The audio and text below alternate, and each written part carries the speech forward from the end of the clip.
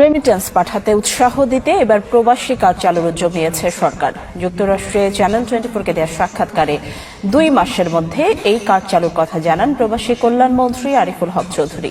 পাশাপাশি প্রবাসীদের মরদেহ সরকারি খরচে দেশে আনার উদ্যোগের কথাও জানান মন্ত্রী। যুক্তরাষ্ট্র থেকে সিদ্দিকুর রহমান সুবনের পাঠানো তথ্য ও ছবিতে ডেস্ক রিপোর্ট।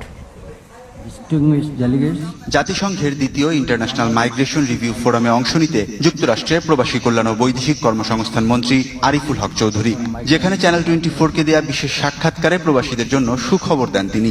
আমরা প্রবাসীদেরকে প্রবাসী হিসাবে ট্রিট করতেছি। মন্ত্রী জানান, দেশের আর্থিক খাতকে শক্তিশালী করতে যারা বৈধ পথে রেমিটেন্স পাঠাচ্ছেন তাদের জন্য আগামী 2 মাসের মধ্যে চালু হতে যাচ্ছে প্রবাসী কার্ড, যে কার্ডের মাধ্যমে থাকবে বিভিন্ন সুযোগ সুবিধা।